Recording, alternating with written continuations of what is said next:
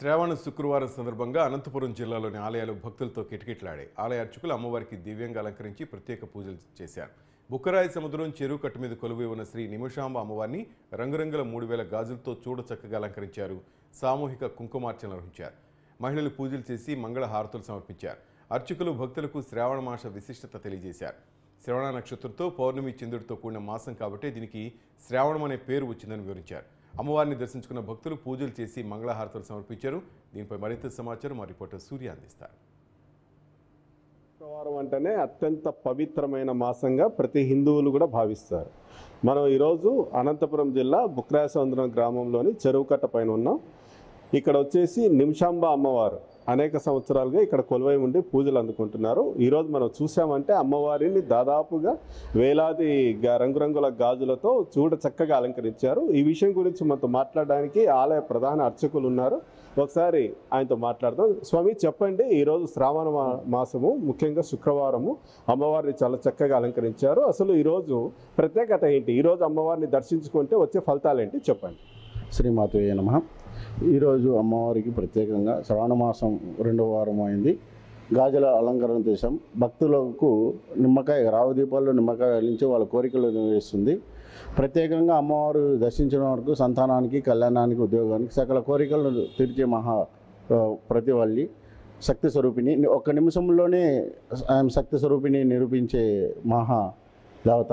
అందుకోసమే ఆయన నిమిషందేవిని ప్రత్యేకంగా ఈరోజు గాజుల అలంకరణ చేసినది. దగ్గర 3000 డజన్లతో అమ్మవారిని అలంకరణ జరబడినది.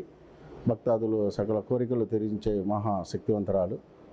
ఓకే స్వామి, ఇదే కాకుండా మామూలుగా ఇక్కడ మాసోత్సవాలు, వారోత్సవాలు, సంవత్సరానికి ఒకసారి ఏమేమి కార్యక్రమాలు నిర్వహిస్తారు చెప్పండి. వీక్లీ వచ్చేసి ప్రతి ఒక్క శుక్రవారం సాయంకాలము కుంకుమార్చన, సామూహిక కుంకుమార్చన జరుగుతుంది. ప్రతి ఒక్కరికి సామూహిక కుంకుమార్చన జరుగుతుంది. వాళ్ళ చేతులతోనే కుంకుమార్చన చేయిస్తాము. తీర్థప్రసాదం, నక్షత్రహారతి అయిపోతుంది. మార్నింగ్ అభిషేకాలు అలా జరుగుతున్నాయి. ప్రత్యేకంగా గోరింటాకు అభిషేకాలు, కళ్యాణానికి కావాల్సిన వాళ్ళకు ఒరుదొడుకులు ఉంటే వాళ్ళకు గోరింటాకుతో అభిషేకం చేస్తే వితిన్ 3 నెలల లోపలే కళ్యాణము 100% జరుగుతుంది. దాదాపు ఈ అమ్మవారు ప్రత్యేకత అంటే 22 సంవత్సరాలు కళ్యాణం అయ్యి వాళ్ళకి సంతానం కాకుండా వాళ్ళకి 22 సంవత్సరాలకి సంతానం కలిగించింది. సంతానంలో కూడా అమ్మవారు ప్రత్యేకంగా దగ్గర ఒక 20-30 సంతానాలు అయినాయి. 18 ఏళ్ళు, 20 ఏళ్ళు, లాంగ్ ప్రాసెస్. అంటే అమ్మవారు సంకల్పం తీసుకున్న వాళ్ళకు నమ్మకం ద్వారా అమ్మవారు ఫలితం దక్కింది.